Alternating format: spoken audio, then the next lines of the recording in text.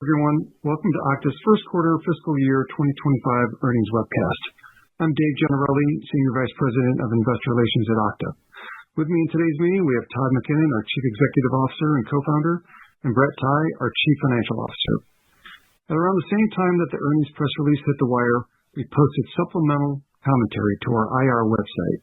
This posted commentary contains a large portion of what would historically be the opening commentary, including customer commentary, product-related news, and a review of our financial results. This new format allows listeners to review that information before this call. Today's meeting will include forward-looking statements pursuant to the safe harbor provisions of the Private Securities Litigation Reform Act of 1995, including but not limited to statements regarding our financial outlook and market positioning. Forward-looking statements involve known and unknown risks and uncertainties that may cause our actual results, performance, or achievements to be materially different from those expressed or implied by the forward-looking statements. Forward-looking statements represent our management's beliefs and assumptions only as of the date made. Information on factors that could affect our financial results is included in our filings with the SEC from time to time, including the section titled Risk Factors in our previously filed Form 10-K. In addition, during today's meeting, we will discuss non-GAAP financial measures. Though we may not state it explicitly during the meeting, all references to profitability are non-GAAP. These non-GAAP financial measures are in addition to and not a substitute for or superior to measures of financial performance prepared in accordance with GAAP. A reconciliation between GAAP and non-GAAP financial measures and a discussion of the limitations of using non-GAAP measures versus their closest GAAP equivalents is available in our earnings release. You can also find more detailed information in our supplemental financial materials, which include trended financial statements and key metrics posted on our investor relations website. In today's meeting, we will quote a number of numeric or growth changes as we discuss our financial performance, and unless otherwise noted, each such reference represents a year-over-year comparison. And now I'd like to turn the meeting over to Todd McKinnon. Todd? Thanks, Dave, and thank you everyone for joining us this afternoon. Q1 was a solid start to FY25, highlighted by continued strength with large customers in the public sector and record profitability and cash flow. The operating efficiency actions that we started almost 2 years ago have delivered outstanding leverage to our model. While it's difficult to quantify the impact on our business from the October security incident, our analysis continues to suggest minimal impact on our financial results. Today, I'll cover the progress we've made with the Okta Secure Identity Commitment and then review some of the highlights from our showcase event earlier this month. As a reminder, we launched the Okta Secure Identity Commitment earlier this year. This is our long-term plan to lead the industry in the fight against identity attacks. It's aimed at hardening our ancillary and corporate systems and further strengthening our products and services, as well as championing customer best practices that help enable our customers to be highly protected. We want our customers to benefit from our depth of experience, so we are further enhancing our customer policies to help ensure our products are deployed with Okta's best security practices. In only a few short months, we've made meaningful progress. Identity plays a critical role in the technology stack, so it's not surprising that identity-based attacks have become a top method for threat actors. Over 80% of data breaches in the industry involve some kind of compromised identity. Identity is security. As part of our vision to free everyone to safely use any technology, Okta is modernizing identity and effectively modernizing security. We are protecting our customers by blocking over 2 billion security attacks a month, and it's likely that number will only grow. During the week of the RSA conference, we hosted hundreds of customers at our hybrid showcase event.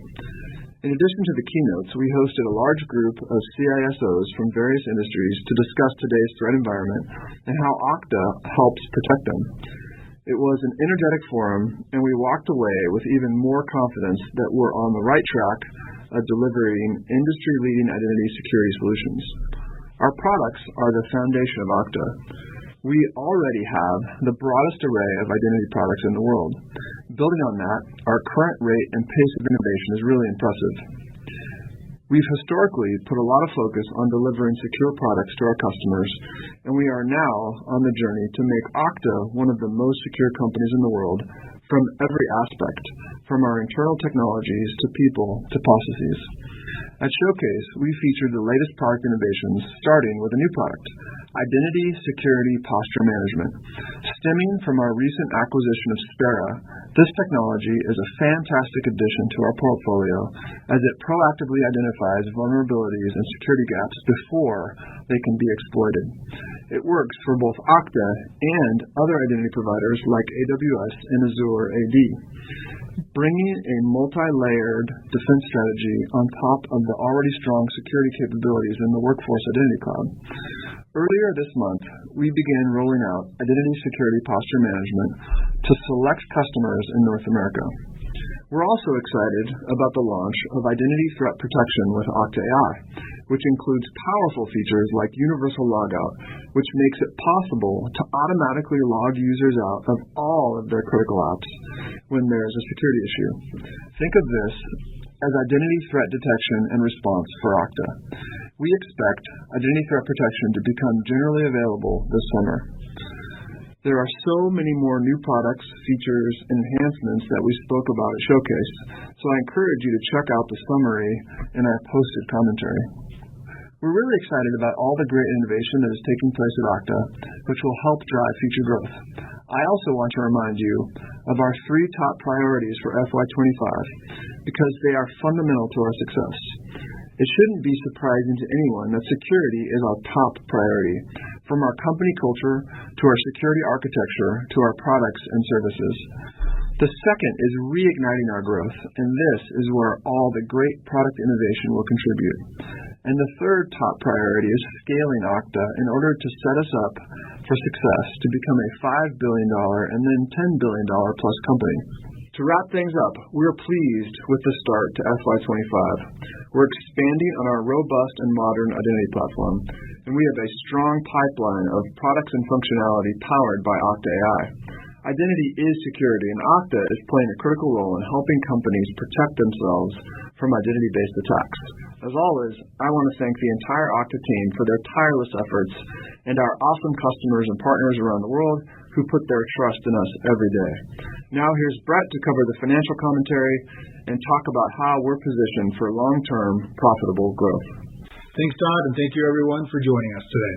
Just a quick reminder that most of my typical commentary on the quarterly financials was published on Okta's Investor Relations website at the same time as the press release. I'll cover a few of the financial highlights, but will focus my commentary on broader topics before getting into our business outlook. Our solid Q1 financial performance continues to suggest minimal impact on our financial results stemming from last year's security incident.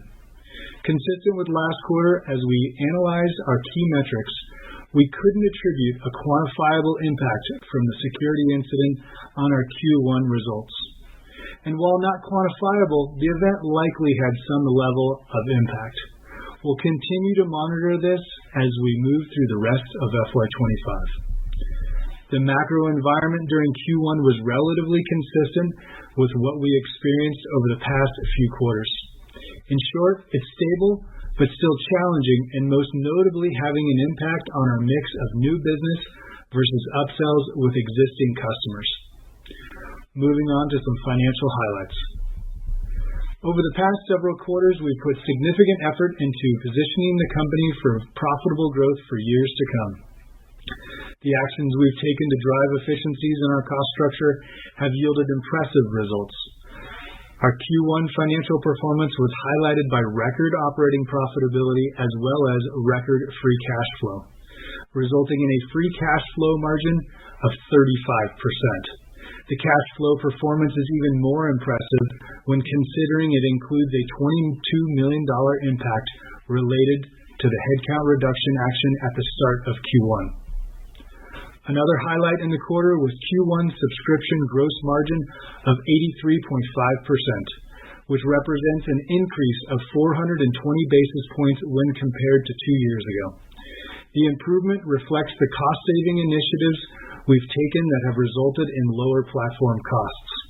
We expect subscription gross margin to remain in the 83% range and flex down slightly for the rest of the fiscal year as we invest in the business across key areas such as security, public sector, and customer support.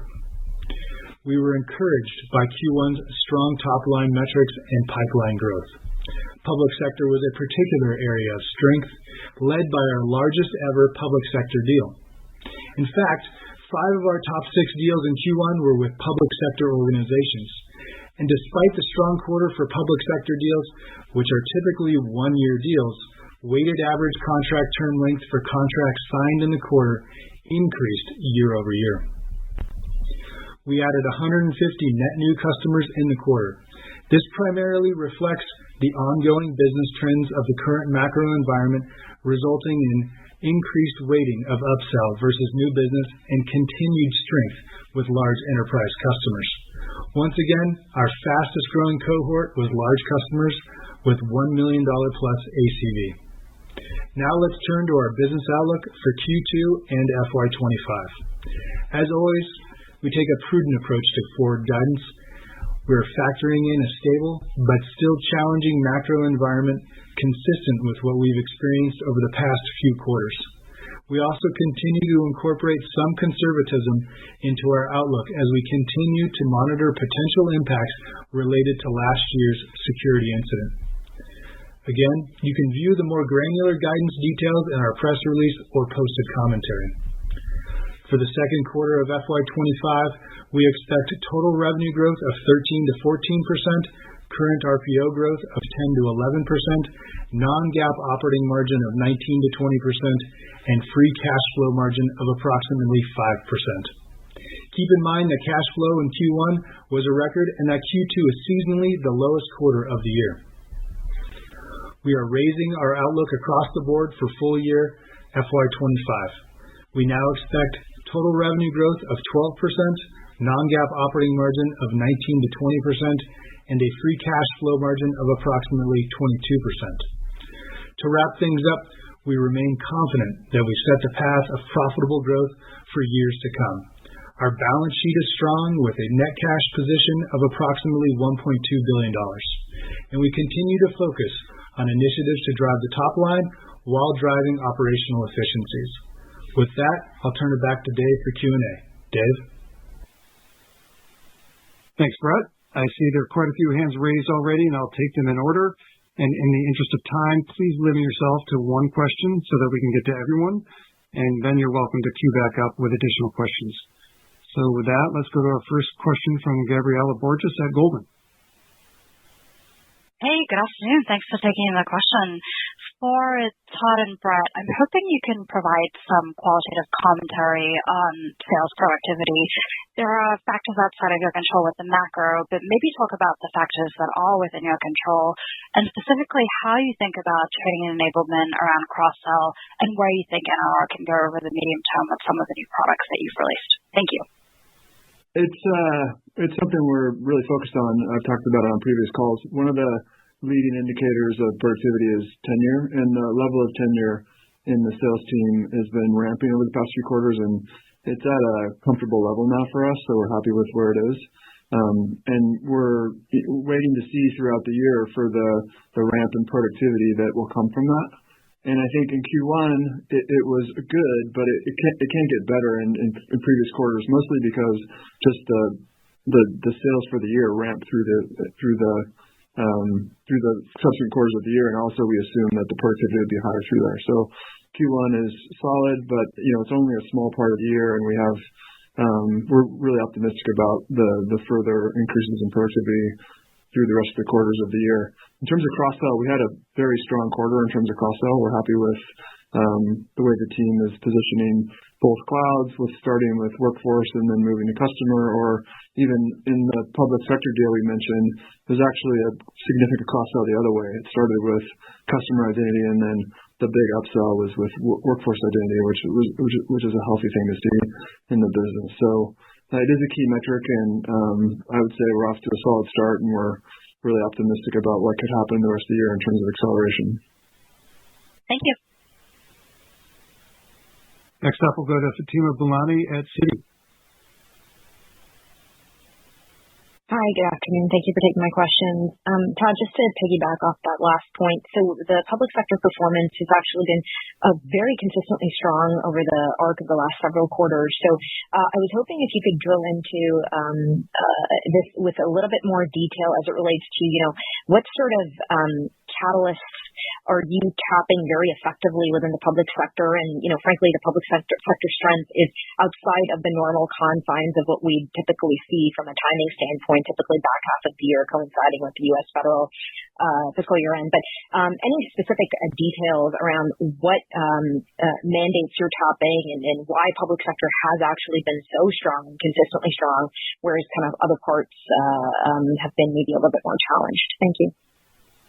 Yeah, I think there's a bunch of factors there. I'll try to call out some of them to hopefully be helpful for your understanding of the dynamics of the business. I would say the first one is that usually public sector deals are bigger, and which means that the organizations we're selling to are bigger, which means they haven't been impacted like some of the SMB parts of our business have in the macro environment the last few quarters. So I think, like we're seeing in the rest of the business, the biggest, fastest growing cohort of customers is the $1 million plus customers. You see the 100K plus customers growing faster than the overall customer count, 12% versus 6%. So we're seeing a migration up of the business, which we think is a good, healthy thing for long-term growth. So public sector is within that is they're bigger deals, they're bigger organizations. Now, once you double-click into even that, you're seeing a lot of first of all, the public sector business has its state and local, its civilian federal, and its Department of Defense federal in the U.S. There is the majority of our public sector business is in the U.S. And so if we look at that, the big public sector win we talked about this quarter, which we're very happy about, is actually which is relatively a newer part of the public sector vertical for us, which is the Department of Defense. A big agency in the Department of Defense selected Okta to standardize across the board for access management, which is very exciting.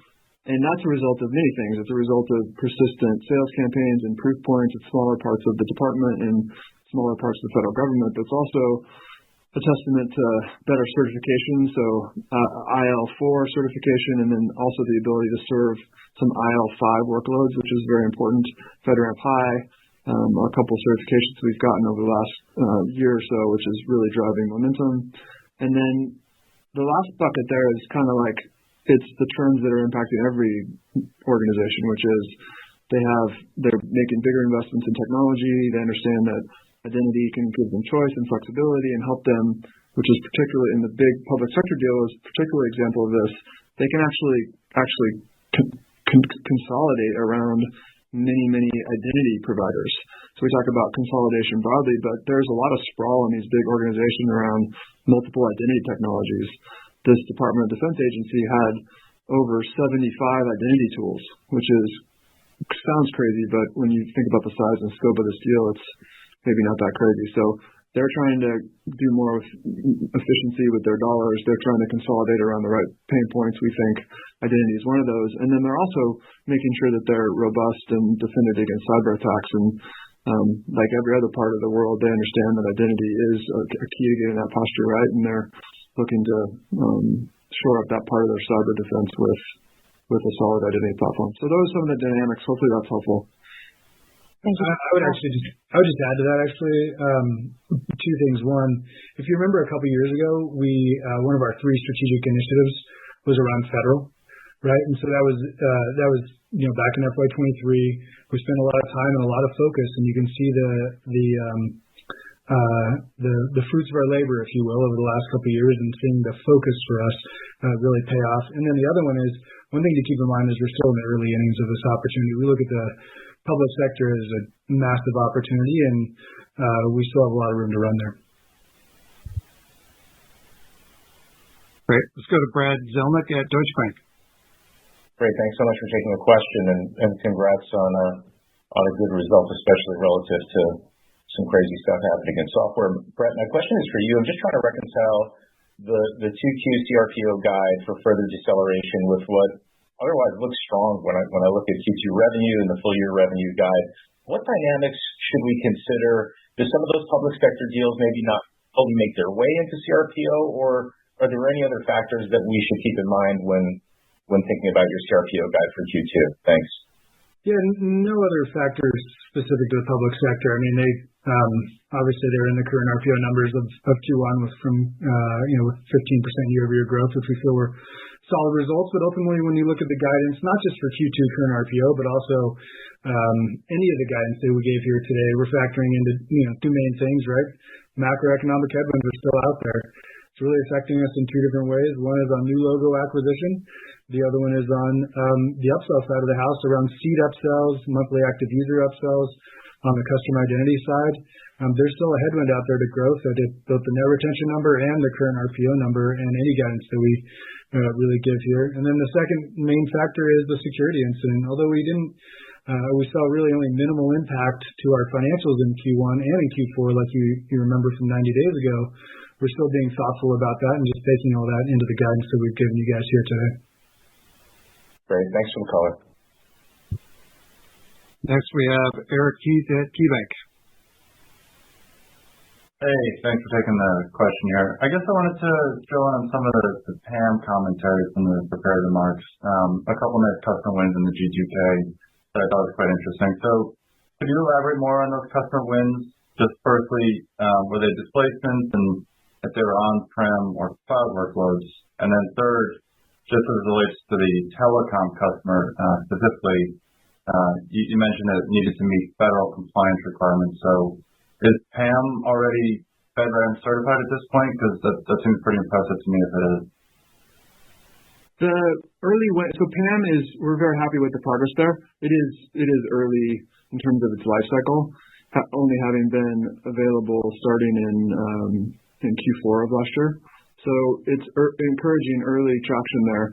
I think that the kind of like what we expected is playing out in terms of it's not necessarily replacing other technologies or other privileged access management technologies. It's more because of the product is easy to use and it's really purpose-built for modern cloud environments. You're spinning up a bunch of virtual hosts, you're using containers, modern DevOps type environment. It's really good at those kind of environments, and in many places where we go into, those environments don't have a privileged solution, and we fit really nicely in there. And that's what we're seeing in some of the early traction. The other very it's good to see our thesis confirmed is that it's often bought as part of the whole suite. So they'll buy governance and PAM and add that to our access management tools on the workforce side. And that's our whole theory has been that those three things should be more integrated, should come from the same vendor, and we're building the identity suite for workforce in the sense that those three things work really well together. We're seeing that play out in some of the early wins. And we're seeing, when we sell governance, it's of the total after governance is installed or sold, governance can be a third of the entire ARR after governance gets installed there. And we're seeing it's early, but we're seeing a similar uplift for PAM as well. So all these signs are very encouraging. The product is not yet FedRAMP certified, so that'll come later to answer your specific question there. But it's exciting, some early proof and validation points for our approach in that market. Thanks, Todd. Okay, let's go to Adam Tindall at Raymond James. Okay, thanks, Dave.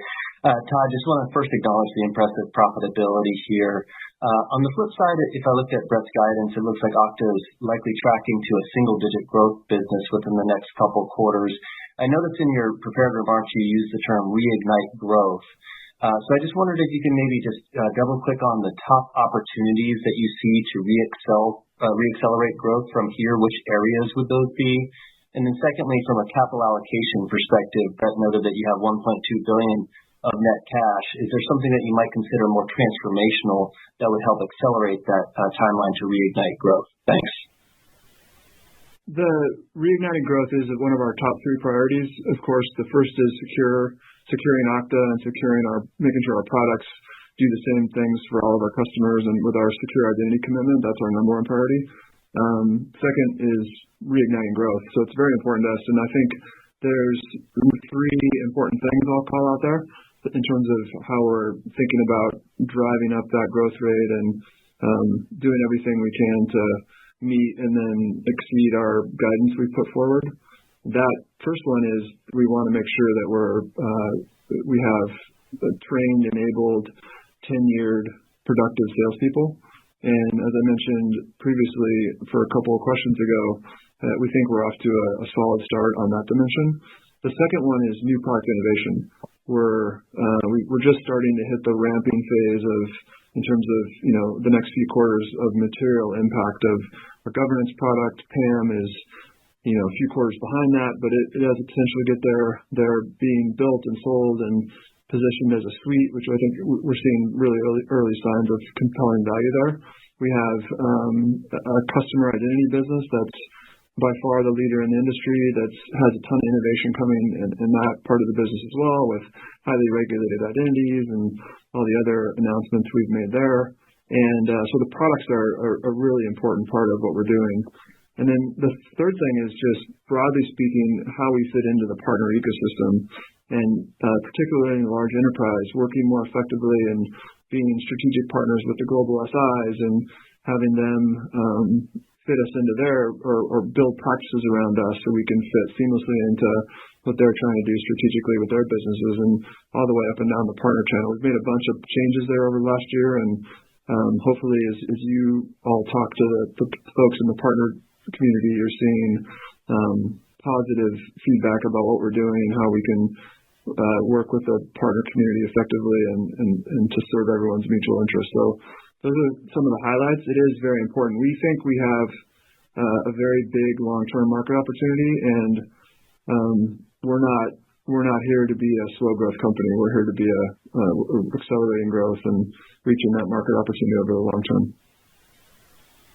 And then I'd add one or two things to that, Adam. One is around hunter-farmer model. I know you guys heard about that from us 90 days ago, a couple months ago, or 3 months ago. We obviously want to accelerate logo acquisition and obviously penetrate the customer base. I mean, we've got 19,100 plus customers, and you heard us talk in prior calls about governance customers of only, it's measured in the hundreds. So there's a lot of opportunity inside the customer base. I'm just using governance as an example, but you could apply what I just said to everything Todd just said in terms of additional products. And hopefully everyone had a chance to look through all the exciting product announcements that we made at Showcase or listed it out in the posted commentary. And then in terms of your question around capital allocation and capital structure right now, we're going to continue to do what we've done in the past, right? Be opportunistic with the debt, and leave the balance of the money there for, operating the business and looking at tech tuck-ins, things to accelerate the roadmap, like you saw with Spira, which then turned into Posture Management, which is an exciting product that just came out a few weeks ago.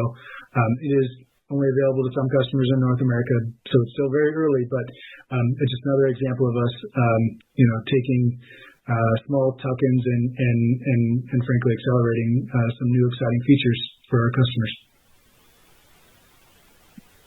Okay, let's go to Hamza Fodderwala at Morgan Stanley. Yeah, thank you for taking my question. And I'll echo my congrats on the results in a tough environment.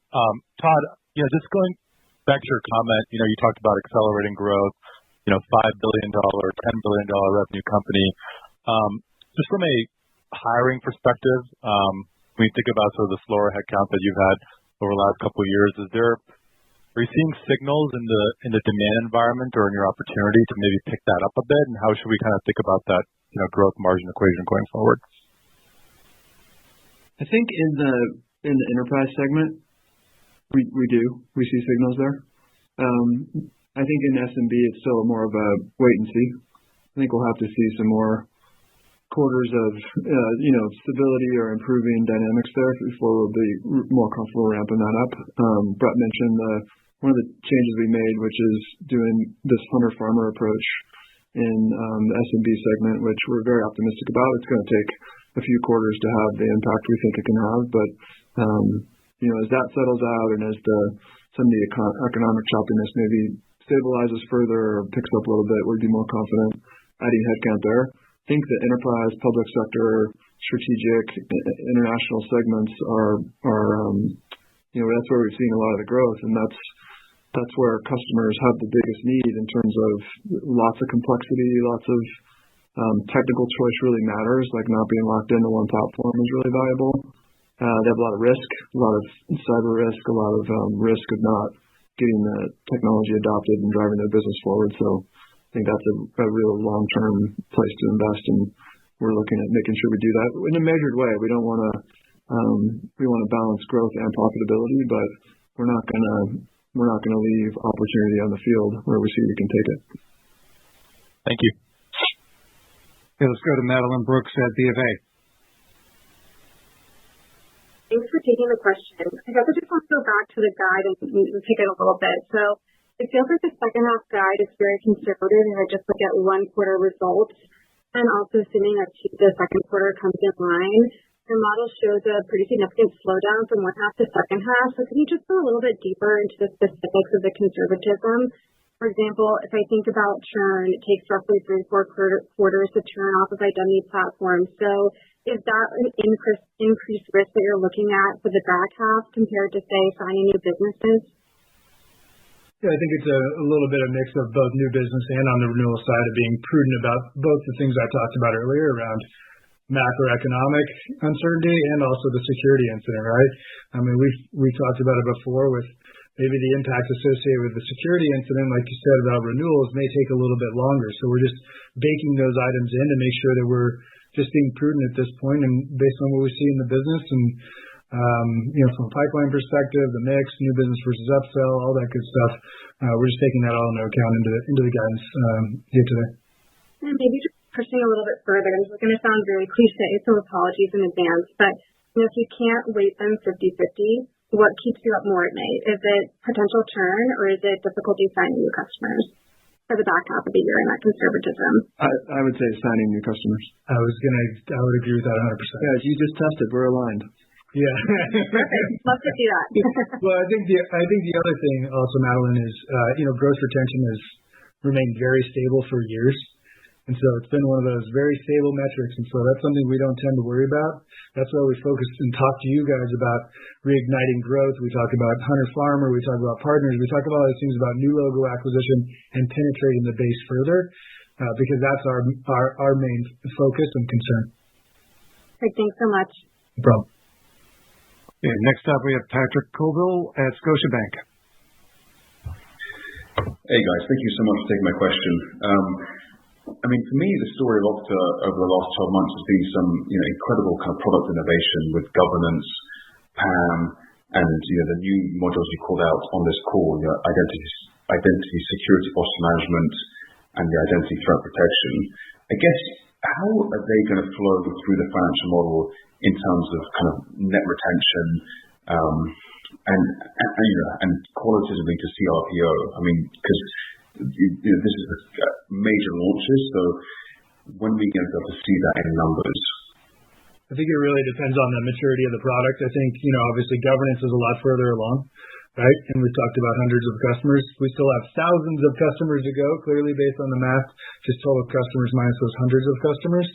So that would be the first one that you'd start to see in CRPO and also into net retention, but the other ones will trail behind them. I wouldn't expect for these newer things that are coming out like posture management or threat protection, I wouldn't expect it in FY25 at all. I probably wouldn't even think it would impact it in FY26 because we're talking about a $2.5 billion business at this point. It takes a lot of money in any of these products to make a material difference to the overall numbers. So we're setting these up for the long term, not just to harness it for a couple of quarters here or there. So it's really the long term play that you should expect.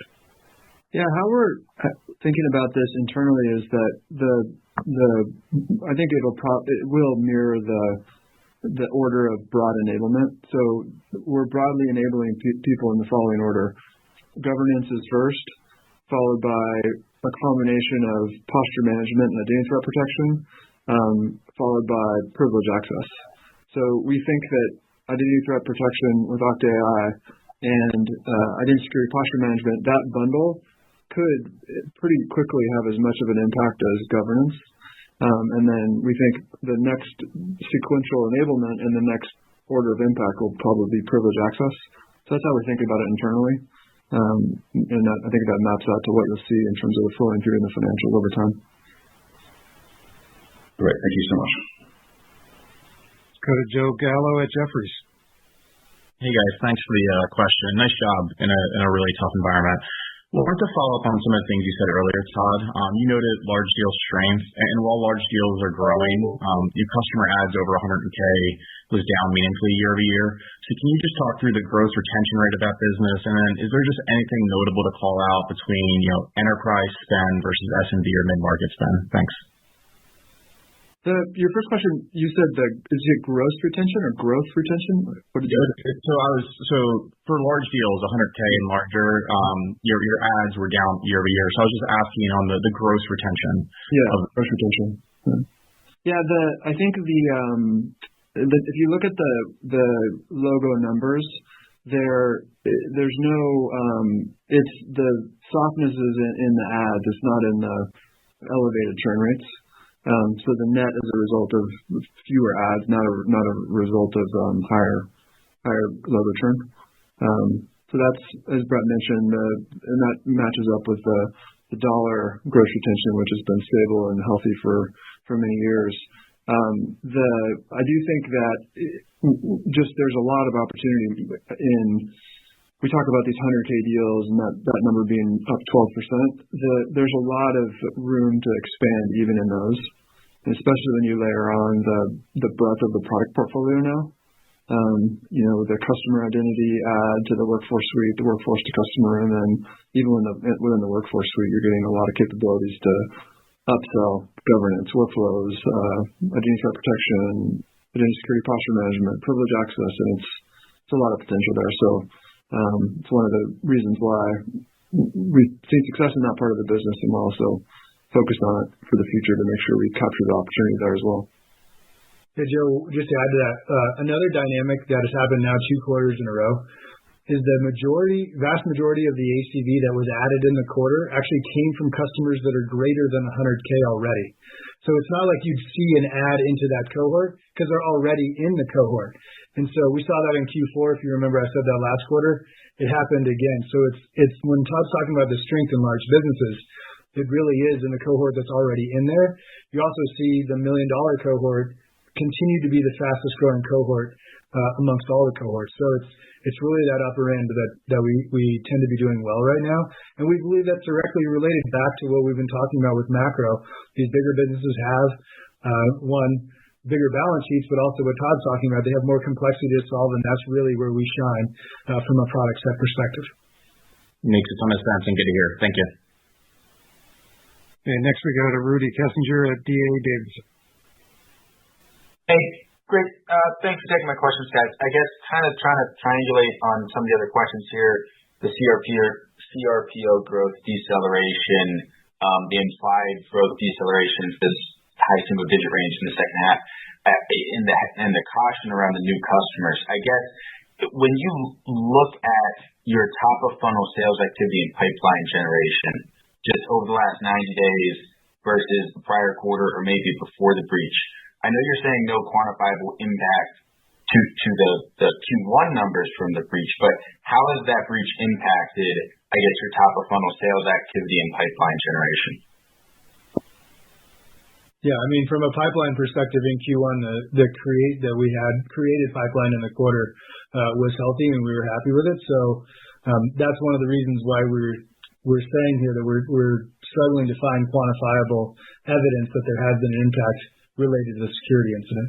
Now, granted, there's always the potential that there's deals we're not seeing, but we never really see it in the numbers and the way we track things. So we're limited by what we can see. Okay, next let's go to Gray Powell at BTIG. Okay, great. Thanks for taking the question. So yeah, it was good to see the net retention rate stabilize this quarter. I just want to make sure that I'm sort of thinking about the components of your growth profile correctly between the installed base and new customers. So maybe just like, what does the recurring revenue look like on the new customers that you've signed up the last 6 to 12 months? And how does that compare to the install base? Like, are you signing up, are the new customers that are coming on board, are they bigger customers, same, smaller? And then just how should we think about that going forward? We haven't seen a significant departure from the past. I mean, they might be slightly bigger just because enterprise is doing a little bit better. But I mean, because there's such a deep customer set and such a large amount of ACV, it's hard to sway the metrics with 1 or 2 quarters. It just, law of large numbers. I don't know, Todd, if you would add anything else to that, but that's how I've been seeing the math, at least from our perspective. I think I don't have the quantitative analysis that would answer this question directly, but I can tell you some of my experiences and conversations. I think that we still have an opportunity to do a better job having the first deal have a broader set of our products. I often am in conversations where I was just in a big deal review for a Q2 deal this morning where it was still for budget reasons and other reasons that the land set of products was still pretty traditional, single sign-on, advanced multi-factor, a little bit LCM. And I think one thing we can improve on is making that broader, which would mean that theoretically there would be less upsell potential, but it would also mean that the customer starts with a broader set of our products up front, and it would be more expansive and more strategic, and so it's an area to improve. But those are some thoughts there that might be helpful. Okay, that's perfect. Thank you very much. Okay, next up, John DiFucci at Guggenheim. Thanks, guys. First, I want to thank Brad for asking the CRPO question, so I don't have to ask Brett that question this time. But listen, I think one of you mentioned the SMB portion of your customer base and the risk associated with that portion of the market as it pertains to the macro backdrop. But can you comment on the mid-market, like sort of between the enterprise and the SMB, and any changes in demand for that portion of the market, and how the identity platform message or the triumphant of like access, PAM, and IGA is resonating there? I know it's early, but it seems to me that there's just a whole lot of white space to cross-sell into that type of customer. Yeah, I think it's something we're really focused on, and it's kind of back to my previous answer. I think it's still the platform, the governance, access and privilege and posture management, still early. I think a lot of that segment is still thinks about it in the traditional categories, and they're trying to solve the access management problem. They're trying to solve the multi-factor authentication problem. And the industry is evolving, and we're helping push it that way. We can make sure everyone knows that they can solve all these problems at once, and there's a better way to do it and simpler, and it will increase their security posture. The good news is that I think there's a lot of, I think more than a couple of years ago, there's a lot more awareness of the security challenge and the security risks there, which, I think is every breach and every month and every quarter, the entire world gets more aware of it, but particularly in that segment is something I've noticed as well. Is my assessment, Todd, of that market accurate? Like, I think of PAM and IGA as traditionally large enterprise markets, or products. But it seems to me like you're there too, but your sweet spot. I know you're in the large enterprise, but you compete also in the sort of mid-level, smaller enterprise, and that just seems like they don't have those products because it's very true. So if you go back 10 years ago, there was no real mid-market access management product either. It was Active Directory if you had Windows clients and Windows servers and Windows printers, and Active Directory was your identity management system. And Okta changed that. Okta was the first real mid-market identity product and access management product. And so now you're seeing the same thing happen in the other markets with privileged and governance, where SailPoint has been more large enterprise, CyberArk the same thing, and we're really the first really viable mid-market solution for that for that set of capabilities. And then at the same time, like in a lot of these markets, the disruptor is moving up. So now these large enterprises are, we're talking about if you step back, and at Okta, we're so hard on ourselves and so hard driving, we want to, have success in everything. But if you take a step back, you got to realize that, a major Department of Defense agency just standardized on Okta. And we've changed the world. I mean, we've brought cloud access management to this part of the government, and this really customer that has high standards and really checks things over. And we're going to do the same thing for governance in the enterprise as we did, and we're going to do it for governance and privilege in the mid-market and customer identity. It's pretty exciting progress. Thanks, Todd. And the numbers this quarter speak for themselves, so thanks. Great. Let's go to Andy Nowinski at Wells Fargo. Great. Thank you. Thanks, Dave. So it seems like identity security, is the cornerstone of zero trust, and meaning that you can't have zero trust without having a strong identity solution in place. And none of the SASE providers out there have identity security. And then we see Okta winning, as you just mentioned, the DoD deal, which they're currently deploying SASE as part of that Thunderdome contract. So I'm wondering, are you seeing Okta getting pulled into more deals as part of zero trust or SASE projects? And then more specifically, on the DoD deal, do you think that could be a beachhead win for Okta in the federal market, which could lead to other agencies following their lead and consolidating on Okta? Yeah, as exciting as this deal is, it's not the entire DoD deal. It's one agency in the DoD, so it's a significant deal for us. It's a 7-figure ARR deal, but it's not the entire DoD. That would be like a mega deal. But it does have the potential to do what you're saying, which is in the defense community and then the broader federal government, and then the trickle down to state and local. And one of the reasons we're excited about it is because it could have that really set that precedent and drive the market forward there, which is exciting.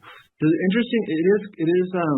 The comments about zero trust are interesting. You have to have a good identity story, and I think what I've seen is that many times people, when they say zero trust, they mean their approach is like they do something on the endpoint, they do something on the network, and they do something on identity. And many times they'll take a good enough identity approach.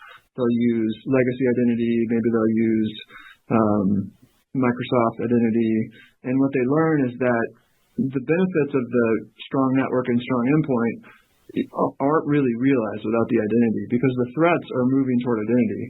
8 out of 10 data breaches involve some kind of compromised identity. So as customers get the basics, endpoint and network in place, the threat actors have already moved on, and they're going after the accounts, and this good enough identity or this legacy identity is just not enough. I think you're seeing customers start to realize that more and more, and unfortunately some of the breaches out there are making that very apparent. So we have a lot of opportunity, a lot of work to do to help the industry be better defended and better get to a complete zero trust solution, which is what we're very focused on. Thanks, Todd. Next up, Josh Tilton at Wolfe Research. Hey guys, thanks for squeezing me in here. Maybe just a two-parter for me. I guess the first one is, you guys keep talking relative strength and growth from your million-plus cohort, and I'm just trying to understand, is the faster growth that you're seeing upmarket a function of these customers actually improving their spending behavior, or is it just more of a relative game and these smaller customers are being impacted more by the macro dynamics that you guys are calling out? Yeah, I mean, from a growth perspective, and when we talk about the fastest growing cohort, we look at both ACV percentage growth and also customer logo count in that cohort. So it doesn't really have a compare versus the other smaller customers. It's just a compare against itself. So we continue to make inroads into those larger enterprise and strategic customers we talked about, and Todd just talked about one of them earlier. They are already a 7-figure customer, became a larger seven-figure customer. And, yes, it doesn't count for the customer count, but it counts for the ACV, the annualized contract value. So we look at it both ways to be able to make sure we're not coming away with the wrong conclusion on how we're doing in that specific segment. Yeah, I was thinking about your question. I was going to say kind of the cop-out answer, which is both. I think you are seeing definite changes in behavior. You're seeing people thinking about standardizing overly complex brittle, non-integrated identity deployments. I mentioned the example of a customer that has 70 identity tools, and they wanted to get that down. You're seeing a faster acceleration of the ability or the desire for a large enterprise to want to use a cloud identity security piece of infrastructure like Okta. That's, a lot of times these big enterprises, they have teams of hundreds of people that have owned the legacy identity stack. And sometimes those folks are reticent to change. And so you're starting to see more of that behavior change. And then, but also, I think it is true that in our business where people, I think our business mix is more toward mid-enterprise than people expect. So I think as we grow and mature in a large enterprise and have continued proportion of our business there, we're going to surprise some people in terms of the impact that segment will have on our overall numbers and our overall growth rate and market presence and all of the financial metrics that will follow that. That makes sense. So maybe just a super quick follow-up. A lot of my peers congratulating you on a good print and a tough tape. There's been a lot of underwhelming results in software, like even in security. I know you mentioned the macro was consistent with what you've seen in previous quarters. But what I want to try and understand is, how does the macro compare to what your expectations were heading into the print? Did things kind of play out the way you were expecting? Was it better? Was it worse? And maybe given the conservatism in the back half that you've been called out on a few times this quarter, help us explain, what's baked in there from a macro perspective, and maybe just help us understand. You talk to this conservatism in there from the breach impact, but you keep telling us that it's not quantifiable today. So how does the magnitude of what's baked into the guidance related to the breach compare to what is an unquantifiable amount? Let me try to take a shot at that. So in terms of Q1, I think we had really high hopes that the macro was going to be different, and it ended up being the same. So, I think, that's how I would answer that. If you just look at all the inputs coming into the quarter, there's a chance that it could really be a different environment in terms of macro, and it kind of ended up being consistent. So I think in terms of your question about guidance and how we're thinking about the future and what's baked in and what's not, I think, we've talked about macro, and I think we're going to have to see a quarter where we get excited about the macro being different, and it is different. That would give us more comfort that, it's going to be different going forward. And then the security incident, I think it's just time. I think we've really done a lot of great work making Okta more secure, having conversations with customers, helping them understand how our products and what we're doing as a company can help them be more secure and learn from us. And the conversations are positive, and the conversations are reassuring that we're doing the right thing and it's resonating, et cetera, et cetera. But I just think maybe more time in terms of putting the security issue in the rearview mirror is going to give us more confidence in terms of taking that factor out of the guidance. Yeah, I would just add, Josh, thank you for that 7-part question as well. That makes you smile. You beat Eric on his 3-parter. The only thing I would add is, one of the things just from we don't see all the deals, Todd and I, but one of the things we get exposed to is some of the larger deals, and is really, you're still seeing budgetary thought out there by a lot of customers. It's still on top of a lot of people's minds, and they're really rationalizing software spend. We're doing the same thing to our vendors. So, we were hoping to not see that, right? That's probably the biggest thing. If you're there's no font that we can point. There is a little bit. We do track that to some extent, but you just hear about it from our sales team of just, there's still people out there being very, they're scrutinizing their spend a lot still. So love to see that to stop happening. And then I think, Todd talked about the security incident and, the potential impacts. We've done a lot, like Todd was saying, but I also would say there's more for us to do, right? We've got the secure identity commitment out there. We've made a lot of progress, but there's still a lot of investment, a lot of things that we need to do. And I think we've done a lot of great work. I'm really proud of the team. We should all thank the team. They've done an amazing job, but we still need a lot of work to do there. And so we need to make sure that we're being thoughtful about that in the guidance as we move forward. Like Todd's saying, time will help, but we're going to just be thoughtful at this point, given we're only a couple quarters out. Makes sense. Thanks, Dave. No problem. Yeah, let's go to Rob Owens and his one-part question. One part, and I'll keep it easy here. You guys for a while had talked about channel transition that you've been seeing away from the traditional reseller channel. Just looking for an update relative to what you're seeing on that front. Thanks. Yeah, the transition or the maturation, I would say, of our partner program is ongoing. It's having good success. Well, in general, there's two things that have happened. One is that and this is going back a year or so this isn't a new thing. This is an ongoing evolution. We really focused on fewer partners and poured more resources into fewer partners, and it's expected more from them in terms of the activities they were doing that were sourcing deals and maturing deals and closing deals and renewing deals, instead of just having a super broad program that just was more focused around fulfilling orders and processing paper, which makes sense because identity is complex, and the more we can get an ecosystem enabled and help customers understand the technologies and how they can implement it, et cetera, et cetera. And then at the same time, really emphasizing on working with the largest SIs in the world to help some of these big strategic customers make these decisions around identity, and hopefully have Okta products and technology included in some of those decisions. And it's going really well, but I think particularly in the largest enterprises, the fruits are just starting to really bear out for us, and we're optimistic about how that can really move the needle in the next couple of years. Thanks. All right, let's go to Alex Henderson at Needham. Great, can you hear me? Loud and clear. Perfect. So first off, congratulations on a nice quarter, and thanks so much for the conservative guidance. And I will say we've gotten a lot of very positive feedback from the channel about your steps to the channel, particularly with the VARs. That's great to hear. What I have been hearing, though, is that there is a shift in the marketplace among the C-suite from fear about the economy to, gee, I need to focus on how I'm going to implement AI. And in that context, there's uncertainty around the mechanics of what they need to do to secure AI within their organizations.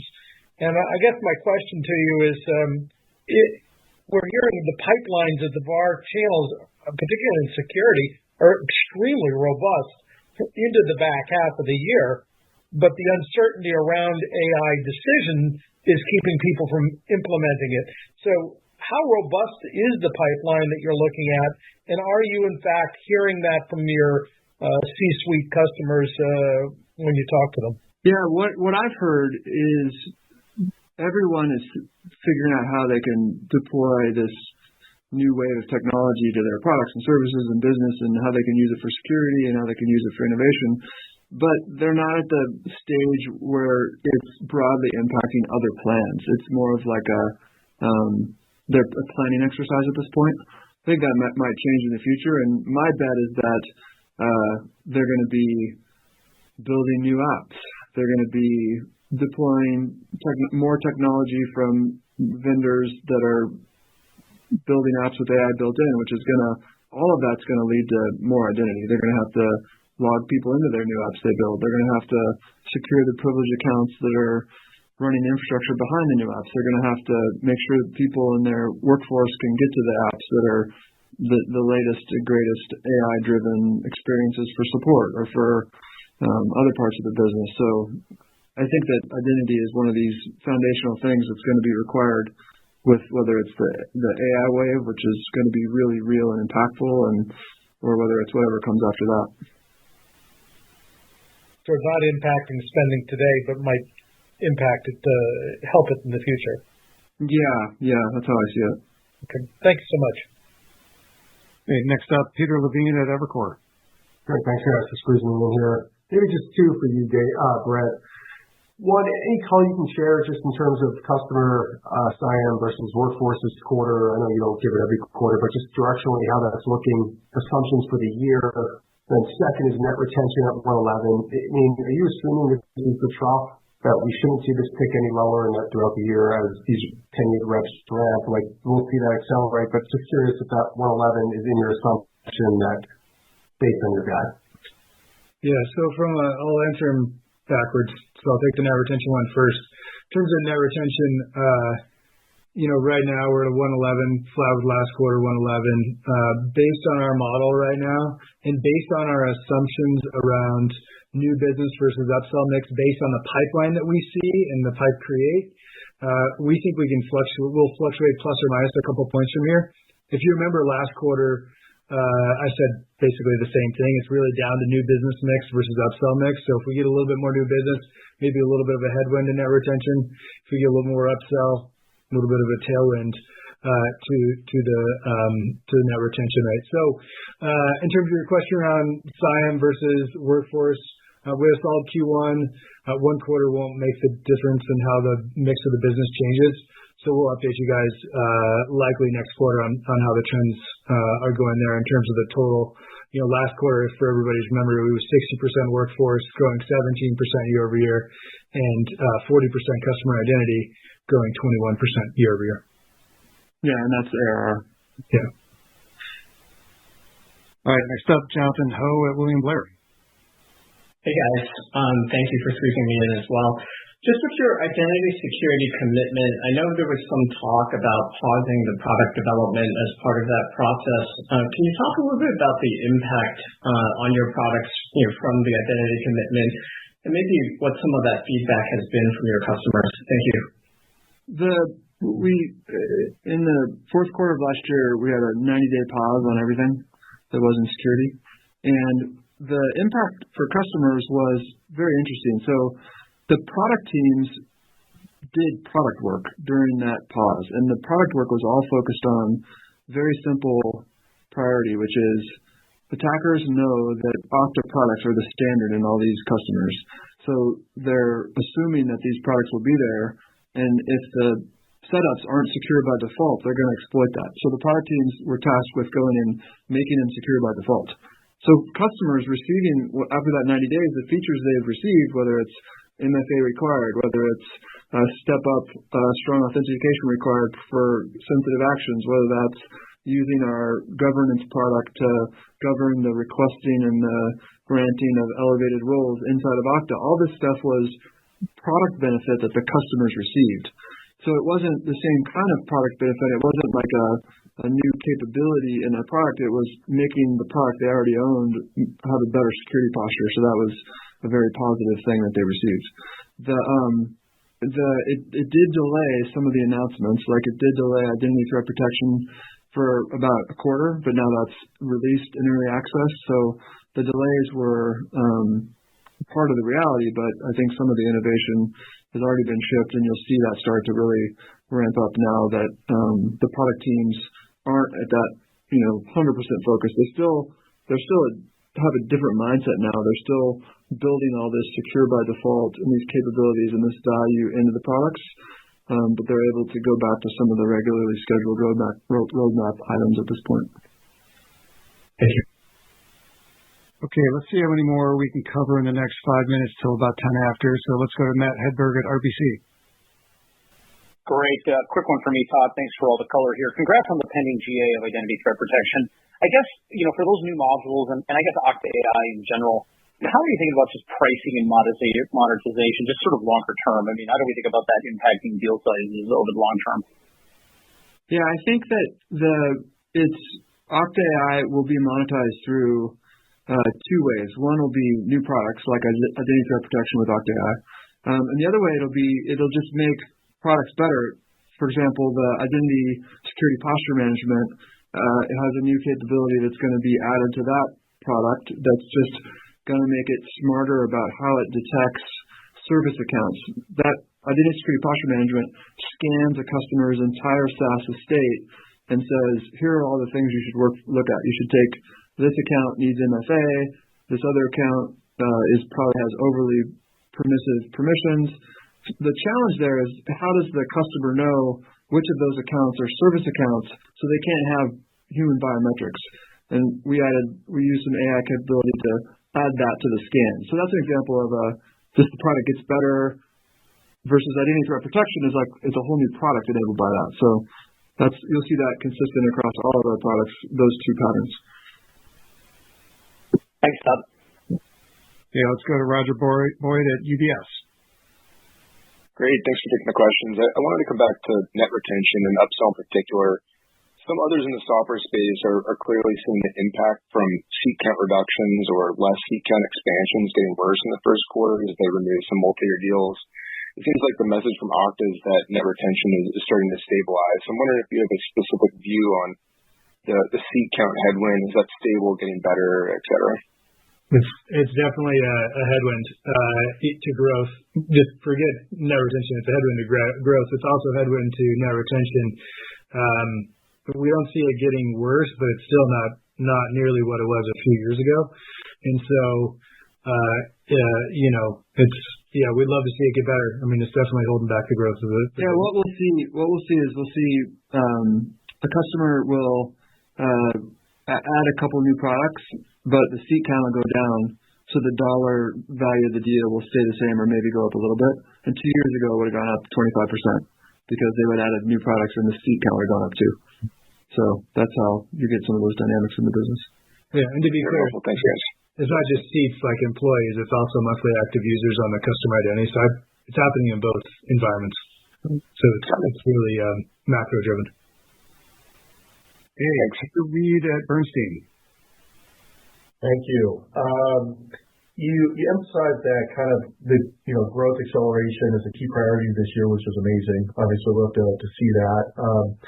But at the same time that you're emphasizing that there's a trade-off between kind of upsell and new customer growth, which kind of, at least to me, implies that you're bottlenecked at sales capacity. Like, how do you see kind of unhooking that trade-off so each of them can be growing on their own and you can make kind of strategic investments to really get both flying? I think there's one of the reasons why we're doing the hunter-farmer model in the SMB segment is to unlock that bottleneck. So what we found is that sales productivity and sales resources was going to the upsells because we were having more products to sell. There was, the economy was changing, so on the margin it was easier to sell to existing customers. So we have that structural shift in the SMB particularly because that's been the hardest, most impact economically to unblock that bottleneck. I think enterprise is a different story. I think, as I mentioned a few questions back, we are adding capacity there. We have a big opportunity there to run, and so I don't feel like we have to make that trade-off in that segment. Yeah, let's do Adam Borg at Stifel. Awesome. Thanks for squeezing me in. Maybe for Todd, a few minutes ago you talked about the opportunity with service accounts. So maybe just more broadly on the non-human identity side, just how do you think about non-human identity? Obviously, one of your competitors is getting deeper into the machine identity space. Thanks so much. I think it's interesting. I think there's a lot lumped in there. Everything from some of these companies were 10 years ago they were PKI companies, and all the industry identity got popular, and then everyone wanted to be an identity company, so now they're a machine identity company. I tend to look at the problem through the lens of customer challenges and how they think about the problems. And customers think about things very pragmatically. They have all these accounts. They want visibility into all of them. They want to have them not be vulnerable to phishing. So for human accounts, they want phishing resistance factors like MFA or biometric MFA. For machine accounts, they want session binding and they want vaulting of the tokens, et cetera, and that's what we're trying to solve, whether it's through the identity security posture management, whether that's other enhancements to the portfolio that'll solve that customer problem. So that's, I think in that sense, it is a real opportunity, it is a real need for customers, and that's what we're focused on. Super helpful, thanks. Yeah. Okay, let's do one final one with Brian and Itai, Taz, and Jill. My apologies. We'll catch you on the after call. Brian, go ahead. Sorry about unmute. Thanks for taking that question. Maybe, Todd, I want to go way back. So the acquisition of Auth0, and I think they had a couple of thousand enterprise customers. What's the overlap between CIAM and Workforce at this point? And given the overall trends in the market to consolidate onto platforms and limitations for logo expansion, what opportunity do you have to cross-sell between CIAM and Workforce, and what might the barriers be that you're seeing or the friction be in that market? Thanks. Yeah, I think there's a ton of opportunity. I think the biggest dynamic in that market is that the customer identity market it's really a couple different markets. One market is the market that the company is not a tech company. They're non-technology, so that means the CIO probably owns the customer-facing website and the app a customer may have, versus a tech company where the customer identity is owned by the head of product or the CTO, and it's so to consolidate.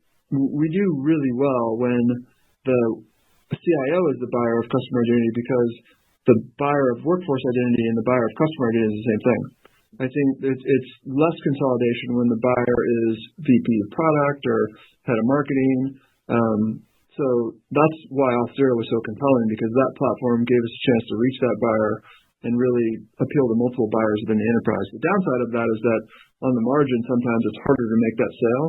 But when you do make it, you're in a much more strategic position at the customer, because you're serving multiple departments and multiple C-level executives in that organization.